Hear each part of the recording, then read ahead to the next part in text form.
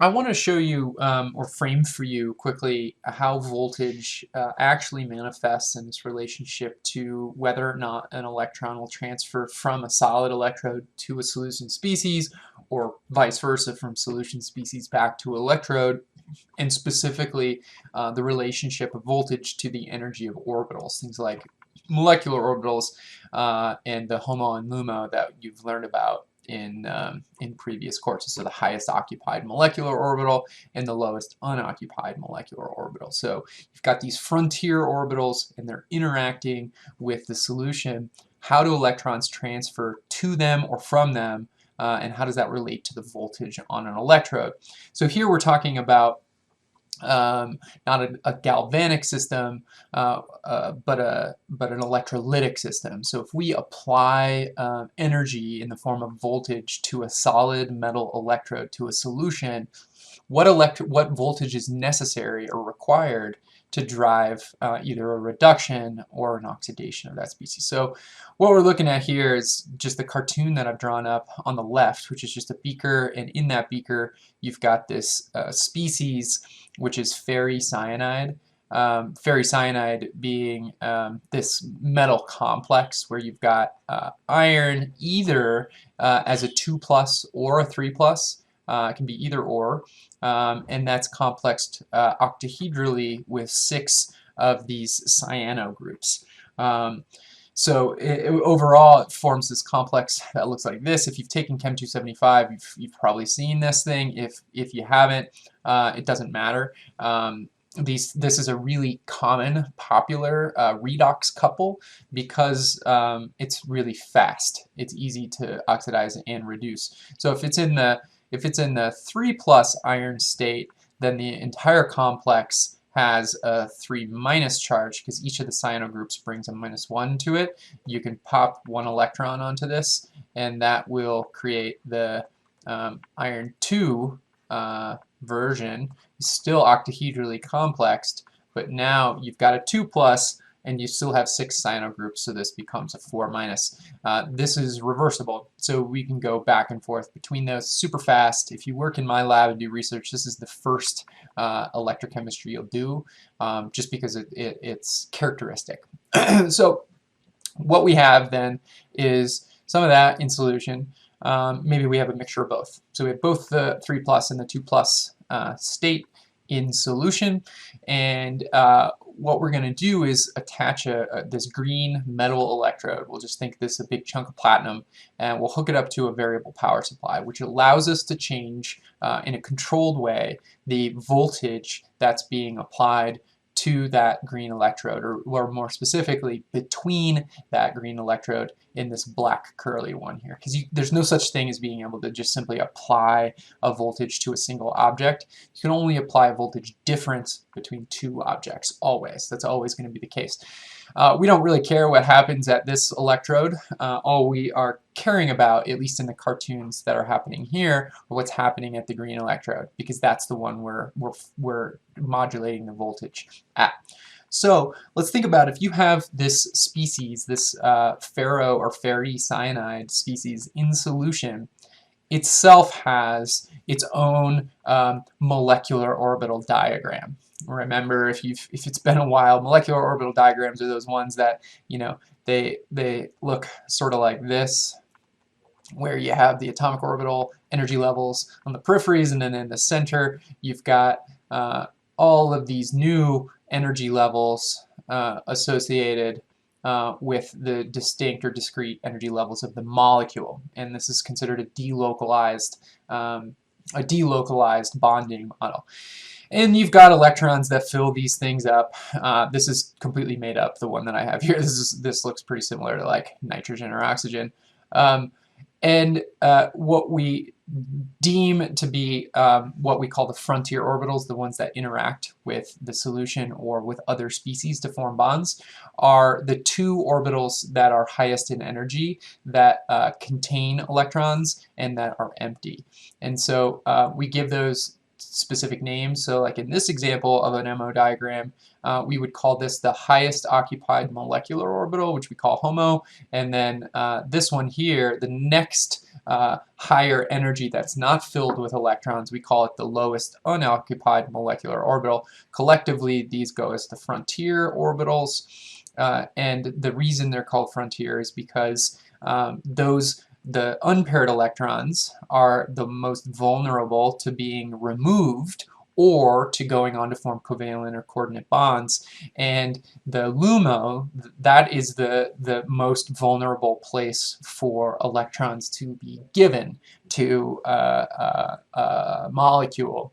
And so we're talking about oxidation and reduction, of course, oxidation being the loss of electrons, reduction being the gain of electrons. So we're calling these the frontier orbitals. This is not, again, the molecular orbital diagram for Fermi cyanide. It's not important because we're not thinking about that specifically. We're thinking about that abstractly or generally.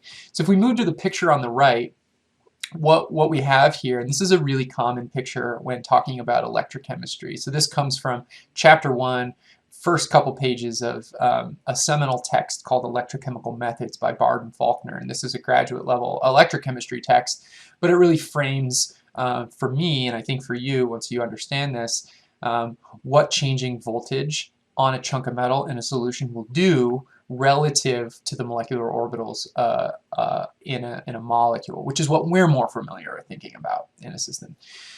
So what I have sort of labeled in green here is spatially like the interface or the surface of the green electrode, and then as you cross that barrier here from green over to blue, then you're looking at really the first molecular interface between the electrode and the solution. So the solution being this side, and I'll sort of color that in blue. And then on the y-axis here we have energy measured in terms of potential or potential energy. And what's important here is to know that negative electrochemical potentials are higher in energy and positive potentials are lower in energy. And so as we move up the scale vertically, we're increasing the energy and we're making it more negative in terms of the voltage as it's measured. So what we'll do is take the power supply, and it's got a knob on it. So we're going to take that knob and start cranking it up in terms of voltage at that green electrode. And what that's going to do is increase the average energy of the electrons that are residing as what we call free electrons, or the free electron gas that's sitting inside of this electrode. So there's, moles of electrons, so trillions and trillions and trillions and trillions of electrons that are hanging out in the lattice of this chunk of metal, and those electrons have intrinsic energy to them. We call that energy the Fermi level. If you go and take a solid state physics course, that you'll talk about the Fermi level. The Fermi level is literally the average voltage of the electrons inside of that metal, and we have direct control over them, which is incredible, just simply using a power supply. So we crank this dial up, we slowly increase the energy level of these electrons relative to the energy of everything else that's in solution. So at first, what happens is if there's no reaction that's occurring galvanically, meaning spontaneously, then nothing's happening. There's no electron transfer, either from the electrode or to the electrode, either way. And so this black line is our initial starting point for the energy. And we're going to slowly increase the energy of this thing by increasing the dial on the power supply.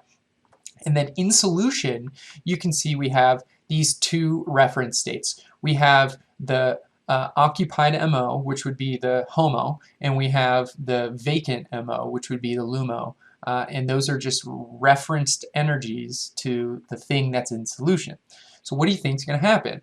Well, at this point, you can imagine the green thing here, the green electrode in this diagram, that's an infinite supply of electrons, because those electrons, we won't get into it, it's not important, but you can imagine this is an infinite source or sink of electrons. But for those electrons to flow one direction or another, you have to have the energy of those electrons at a sufficient state.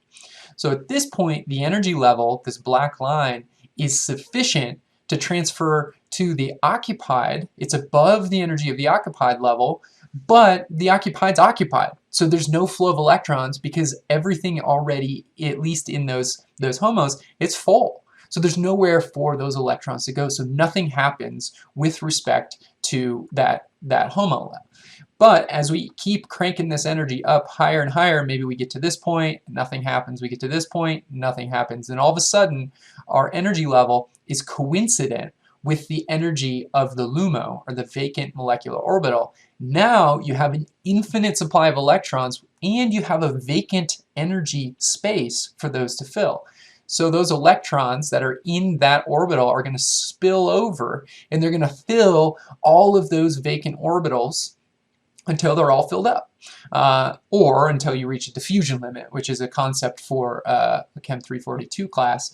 But for these principles and your understanding the thermodynamics of electrochemistry, this is all you're doing. Changing the electrode energy, which literally means you're changing the average energy of the electrons, or the Fermi level, inside of that electrode. Once those electrons have sufficient energy to break free from the surface of the electrode, they will.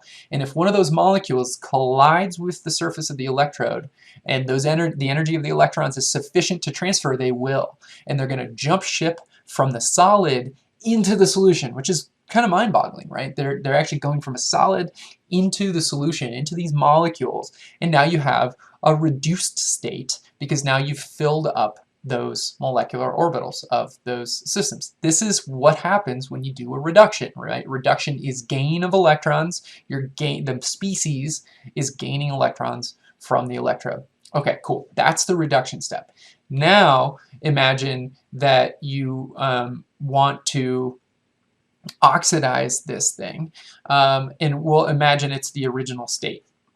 We could oxidize what we just reduced, which would happen if we just slowly lowered the voltage again. Then those electrons would start to spill backward, which is what an oxidation would occur. Or we could, in this picture, in the oxidation picture, we're starting with the original molecule again, and we're starting at the original energy state, which is right there. So the average energy level of the electrons. So now if we decide to turn our dial the other direction, which in this case would be towards more positive voltages, positive is oxidizing, positive is anodic, positive is lower energy in terms of voltage space. So, and that's highlighted here in terms of potential. So more positive direction, we start to lower the energy, the average energy of the electrons. So what happens then?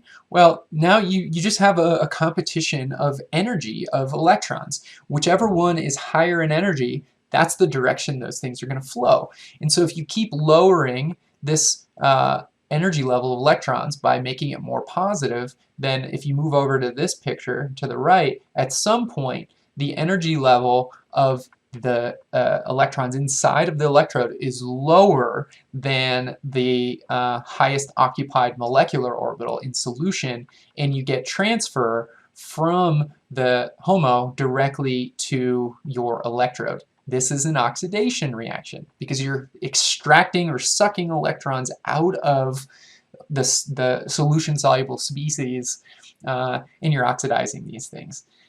Remember, these are reversible reactions. So, you know, at this point, maybe we just oxidize this thing because the energy level is very positive. But now I just decide to crank the potential up more negative. I pop this up this direction again, and what happens? Electrons spill back over into the solution again. And I can keep going back and forth and back and forth. That process, which we'll not talk about in detail in 241, is called cyclic voltammetry. And from that, we can learn all sorts of fundamental things about our system. We can learn the diffusion constant. We can learn kinetics of electron transfer. We can learn its thermodynamic reduction potential. We can learn all sorts of really fundamental species simply by just changing the dial back and forth and measuring the current. Hopefully this gives you some insight into what voltage is on a metal and how it relates to these systems and these bonding models that we've learned so much about in chemistry.